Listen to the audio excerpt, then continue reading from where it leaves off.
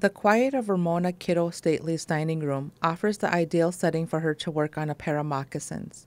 Traditionally, winter months are when such crafts were done long ago.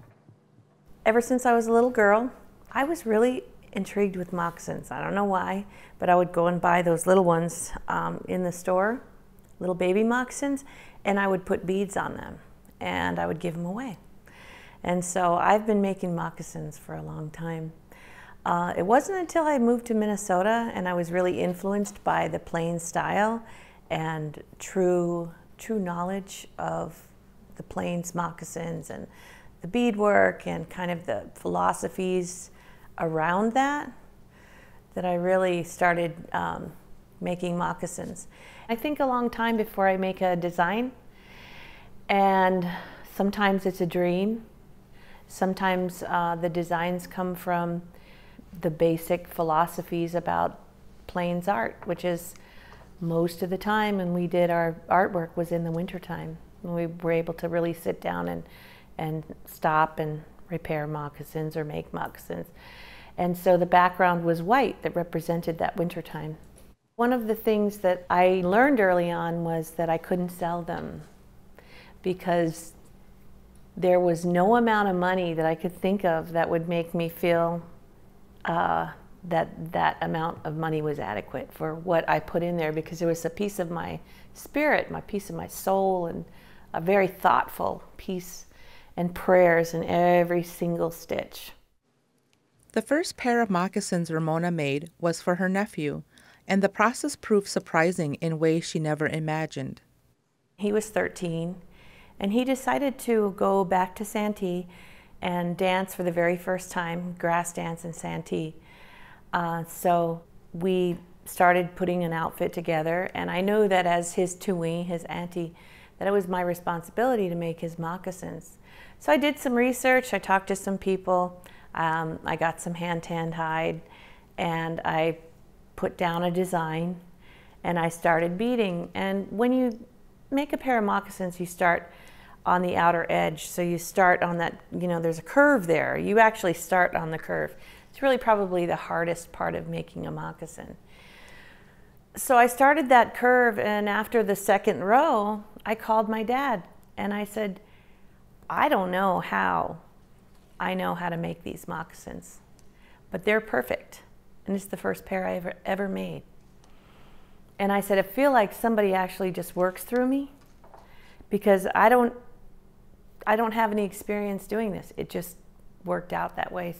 And what I found out in Santee that same time was that my great-great-grandmother, who was on the exiled from Minnesota, she was on the Dakota Women's March.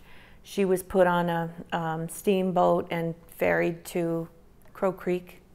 Her name was Pazahiaiwing.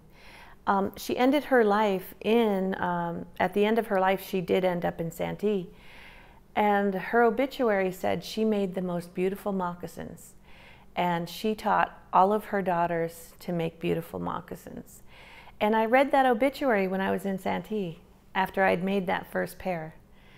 And I was so moved by the power of that ancestry and how that blood ancestry works through us. These are some of the examples of moccasins that I've made that belong to my family and that we still use pretty often. These I made for my father. And of course, the name that we got after the U.S. Dakota War, our relative went into the war as Muzza Aditi, and he came out, his name was Dennis Kitto. So that's my maiden name, that's my dad's name. So I put Kitto on the front here. But on these moccasins, it represents this emblem that he made, a design that he made that represents our family. Red means that if the red's on top, that we come from the Muzza Aditi line. It's a unique design, but it's a dream that my father had to help us understand our history, to understand that Santee is a place of exile and that our traditional homeland is the Minnesota River Valley. And so I made these with him in mind. And these are my daughter Jillian's moccasins, and they're really more contemporary design from today. They're more glamorous and glitzy. So these are just some examples of some of the work I do. Ramona also does other beadwork, and around her home are items that have special meaning. These are the cradle boards that I made when my children were born. And I made this one first. Both my husband and I made this one together. I made the moccasins, and we bought the board, and then it was just the board with the beadwork.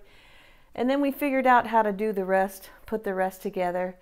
And the idea is that they take care of the baby, but also that later on, when the child is grown out of this, they hang on the wall and they look over that child and they protect that child in another way.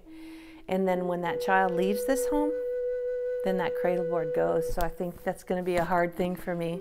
And some of the items that are in my home, I feel like protect this home and make this a ceremony home. This is my talent. It's that one thing the Creator gave me. And so I feel really responsible.